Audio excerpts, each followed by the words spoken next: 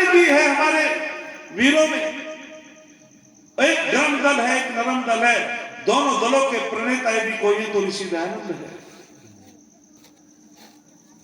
अरे जब गुरुकुल कांगड़ी स्वामी श्रद्धानंद, वे भी स्वामी दयानंद के प्रिय शिष्य, और गुरुकुल कांगड़ी में जब उपनयन संस्कार बच्चों का होता है, माँ बड़ी उदारवादी होती है, माँ के अंदर करुणा ज्यादा होती है, बहनों के अंदर करुणा ज्यादा होती है।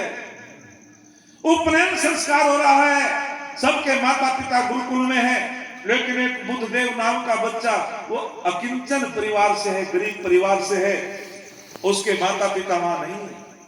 सबके माता पिता अपने बच्चों को दक्षिणा दे रहे हैं, आचार्य के लिए दक्षिणा। लेकिन सुनो, ऐतिहासिक घटना बताना चाहता हूं, कैसी कैसी कुर्बानी हमारी माता बहनों ने इस देश के लिए दी है। वो बच्चा जो है निराश उदास है, और एक देवी बैठी है, बोले बेटा क्या तेरे माता पिता नहीं आए? उसने कहा कि मेरे माता पिता नहीं आए, मैं बहुत गरीब परिवार से हूं। और स्वामी श्रद्धानंद ने कह दिया था निःशुल्क मैं तुम्हें पढ़ाऊंगा। लेकिन उस देवी ने कहा बेटा कोई बात नहीं, मैं तेरी मां हूं, और तू भी अपने आचार्य को दक्षिणा दे। ये धन का सदुपयोग होता है, अच्छी जगह धन दोगे तो धन का सदुपयोग होता है, और यदि कुपात्रों को धन दोगे तो वो पाप लगता है। याद रखना दुनिया के लोगों।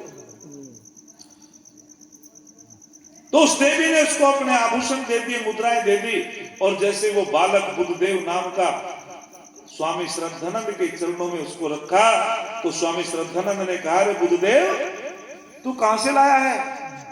पता था नहीं कि माता पिता बहुत गरीब हैं। तो बुद्धदेव ने संकेत कर दिया कि माता जी मेरे पास बैठी, इन्होंने दिया, ये मुद्राएं इन्होंने दे दिया, आभूषण इन्होंने दे दिए। स्वामी श्रद्धानंद ने कहा, देवी जी अपना परिचय दो। आपने इतनी कीमती जीवन में पता नहीं कितनी मेहनत से आपने इनको प्राप्त किया होगा, और आपने इतनी कीमती मुद्राएं मुझको दे दी सोने चांदी की, आप इनको वापस ले लो। तो तब देवी जी ने खड़ा होकर के कहा कि सुनो स्वामी जी, इस राष्ट्र के लिए, इस संस्कृति के लिए, इस आर्यवर्त देश के लिए,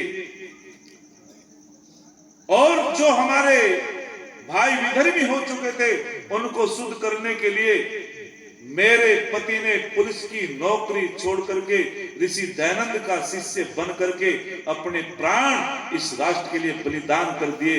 इन मुद्राओं को मैं क्या करूंगी? ये बालक गुरुकुल में पढ़ रहा है, और ये गुरुकुल में मैं आजीवन इसका शुल्क देती हूँ। हो सकता है गरीब बच्चा मेहनत से पढ़े और पढ़ करके देश का नाम रोशन करे। बोले देवी तेरा परिचय क्या है?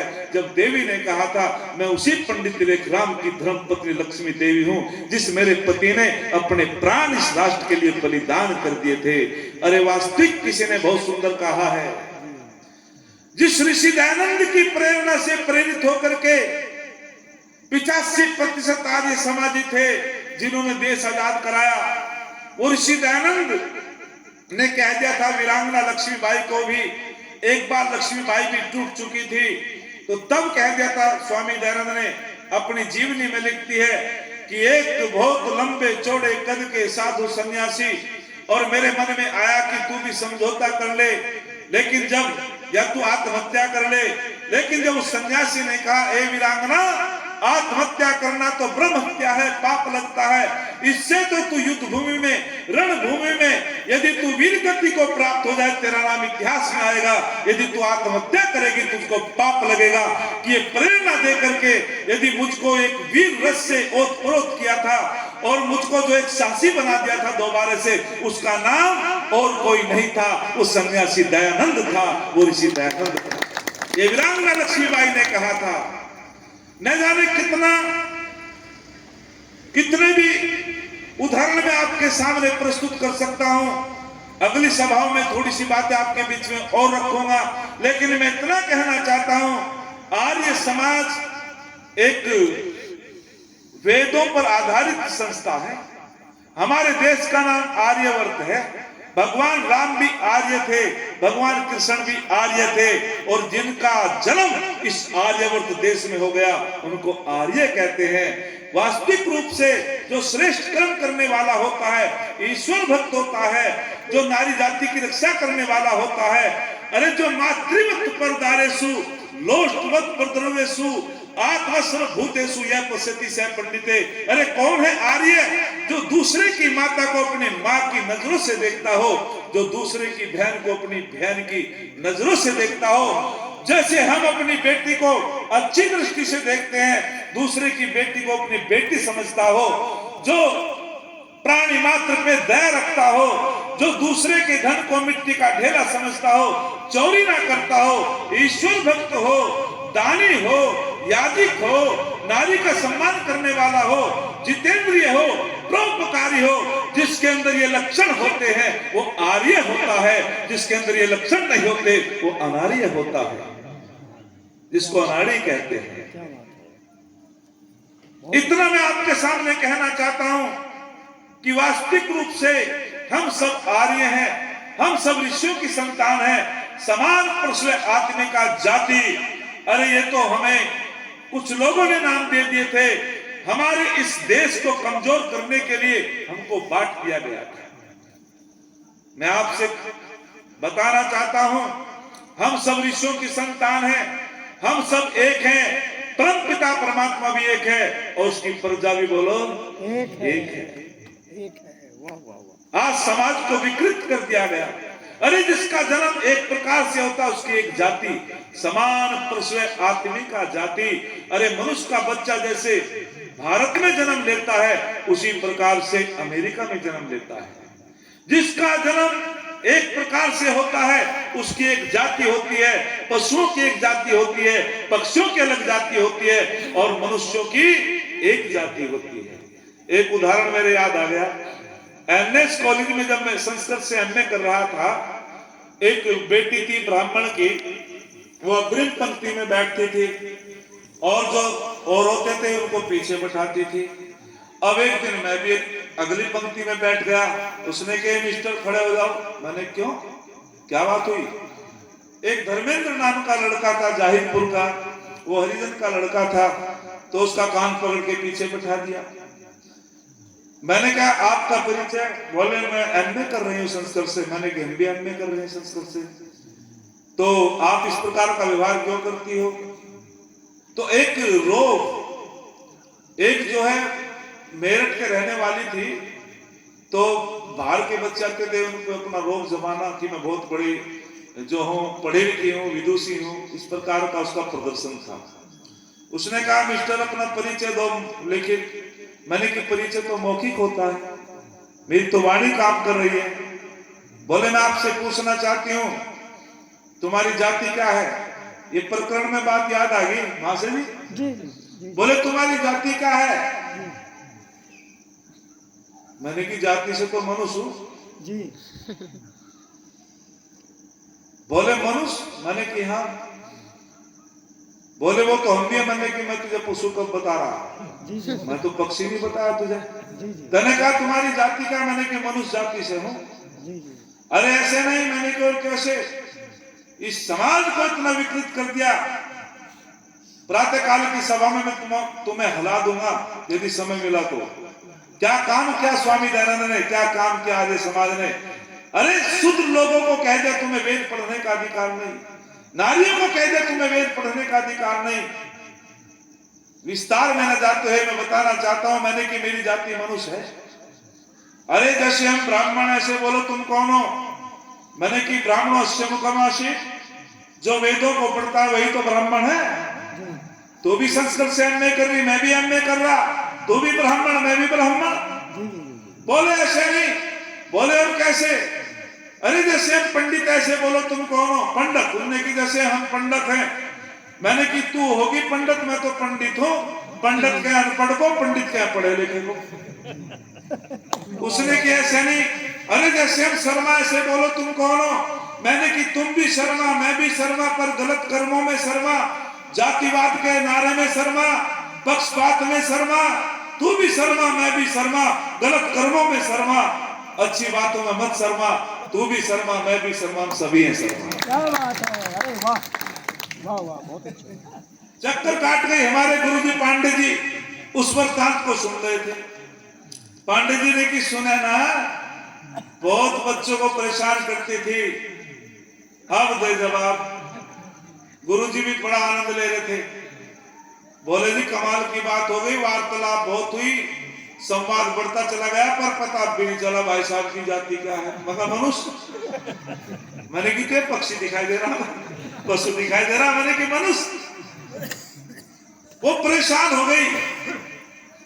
कुल मिलाकर के गुरुजी ने कहा यदि तू इसके नाम का अर्थ बता दे तो तू कक्षा नायक बन जाएगी, और यदि तुम बता दो तो तुम बन जाओगे।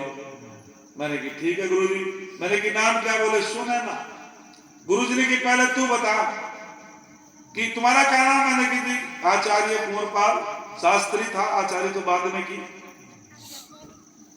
बस वो तो कुंवर कुंवर करती रही, सब पता नहीं चला। अजी कुंवर, अजी कुंवर बता, हाँ कुंवर। अब कहने का मतलब बोले आप बताओ सुनैना का। मैंने कि जी हिंदी में बताओ या संस्कृत में? गुरुजी ने की आपकी इच्छा। मैंने की सुनैना यस्सा सा, सुंदर है आंख जिसकी, सुंदर है नैन जिसके, जिसकी नैनों में लज्जा है, जो नीचे को देख करके चलती है उसे सुनैना कहते हैं। क्या बात है। गुरुजी ने कहा तुम कक्षा नायक हो बेटे, तुम्हारे गले में इज्जू पवित्र है। मैंने जब उनको बताया आचार्य वो कुंवरपाल शास्त्री, मैंने की जी हाँ मेरे गले में इज्जू पवित्र भी है। बेटा तुम समझा? मैंने की समझा, सुना दूंगा गुरुजी। यज्ञ भी करते हैं साप्ताहिक, समझा भी करता हूं। बोले तो सुनाना बेटा तेरे गले में इज्जू पवित्र? बोले जी नहीं। क्या संध्या करती है? बोले नहीं। हवन करती है? बोले नहीं। बोले गोत्र का वशिष्ठ? बोले तू वैसे ही नकली वशिष्ठ है, असली वशिष्ठ है तो कुंवरपाल है, असली वशिष्ठ है तो कुंवरपाल है। जन्मना जायते शूद्र है, कर्मणा द्विजुच्यते। अरे जन्म से तो सब शूद्र पैदा होते हैं, अज्ञानी पैदा होते हैं। व्यक्ति अपने कर्मों से संस्कारों से महान बन जाता है, पंडित बन जाता है, विद्वान बन जाता है। हम कहां जा रहे हैं? संवाद चलता रहा। उसने फिर कहा कि बताओ, पता नहीं चला आपकी जाति का। मैंने की जाति से तो मनुष्य हूं, पर उप जाति से मैं राम वाला हूं। खोल के तब भी नहीं बताई। क्या बात है। मैंने कि राम को मानती हो? हाँ जी राम तो भगवान है। मैंने कि तो आप रावण को भी मानती हो? हाँ जी रावण। मैंने कि रावण ब्राह्मण था, राम क्षत्रिय था? बोले हाँ जी। मैंने कि जन्म तो राम वाले कुल में पैदा हुआ, लेकिन कर्मों से ब्राह्मण बन गया। जी हाँ या ना बोलो? जी जी भाई जब शास्त्री की आचार्य क्या तो ब्राह्मण होनी हो, ब्राह्मण हो, ब्राह्मण इसमें भी कोई शक तो नहीं। जी नहीं। मैंने कि जन्म तो क्षत्रिय कुल में हुआ, राम वाले कुल में पैदा हुआ, लेकिन कर्मों से संस्कृत से एमए करके पंडित हो गया, ब्राह्मण हो गया। मैंने कि राम को? हाँ जी राम को तो मानती, मैं तो राम की उपासक हूँ। मैंने कि तो सुना ना, जब तू राम की उपासक है और मैं राम का अनुयायी हूँ, मैं राम का वंशज हूँ, मैं राम का पुत्र हूँ, तो मेरी भी उपासक है। बोलो मैं गलत कह रहा क्या? सही है, सही है। हमारी भी उपासक है। मैंने कि तेरा जन्म तो रावण के कुल में हुआ, तो रावण की उपासना क्यों नहीं करती? तो इसका सिद्धांत का पता चलता है, ब्राह्मणों से मुखमाशे, कर्मों से व्यक्ति ब्राह्मण होता है, और जो कर्मों से गिर जाता है वो राक्षस बन जाता है। रावण कर्मों से गिरा, वो राक्षस बन गया। राम जो है इतने उत्तम कर्म हुए, अरे ब्राह्मण नहीं वो भगवान बन गया। इसीलिए हमारे कर्म अच्छे होने चाहिए। यदि हम अच्छे कर्म रखेंगे तो निश्चित रूप में, अरे मस्तिष्क से हम ब्राह्मण हैं, भुजाएं हमारे क्षत्रिय है, पेट हमारा वैश्य है, पैरों से हम शूद्र हैं। हर व्यक्ति ब्राह्मण है, हर व्यक्ति क्षत्रिय है, हर व्यक्ति वैश्य है, हर व्यक्ति शूद्र है। शूद्र का काम सेवा करना होता है। एक पिता की 4 संतान होती है।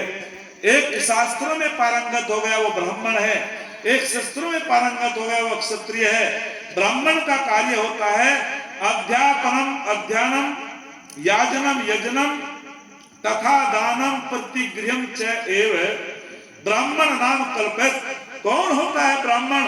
जो वेद को पढ़ता है, पढ़ाता है, यज्ञ करता है, कराता है, दान लेता भी है, देता भी है। जिसके 6 क्रम होते हैं वो ब्राह्मण होता है, और जिसमें 6 गुण नहीं होते, बोलो वो ब्राह्मण नहीं होता है। तो आज इतना ही। फिर आपकी सेवा करेंगे, बड़ा अच्छा मन लगा। एक छंद कह करके अपनी वाणी को विराम देता हूं। जिस ऋषि दयानंद की बदौलत आज हमें भी लोग पंडित कहने लगे, आचार्य कहने लगे, अक्षत्रिय कुल में पैदा होकर के। अन्यथा हमें कौन पंडित कहता, राजवीर को कौन पंडित कहता, मनीता को कौन आचार्य कहता। अरे गलत कह रहा, सही बोलो। सही कह रहे हो। ये ऋषि दयानंद की बदौलत है। एक मंत्र की व्याख्या करूंगा, सुबह को तुम्हें हिला दूंगा। संख्या में आओ नौजवानों, पता चलेगा तुम्हें कि हम कहां जा रहे हैं, हमारा वास्तविक इतिहास क्या है। तो एक छंद बोल करके जिस ऋषि दयानंद की बदौलत आज इस देश का नक्शा, यदि आज हम हिंदू बचे हैं तो स्वामी दयानंद की बदौलत है। यदि शुद्धि संस्कार ना होता तो आज ये संख्या भी ना होती। तो किसी ने बहुत सुंदर लिखा है, अरे हम प्यादे थे वजीरों में गिने गए। प्यादे कहते हैं सिपाही को। अरे हम प्यादे थे वजीरों में गिने गए, हम फकीर थे अमीरों में गिने गए। ऐ दयानंद तेरा सानिध्य क्या मिला, हम कांच के टुकड़े थे हीरो में गिने गए। हम कांच के टुकड़े थे हीरो में गिने गए। इति ओम सम। आप लोगों का धन्यवाद, बहुत बहुत धन्यवाद। एक बार फिर ताली।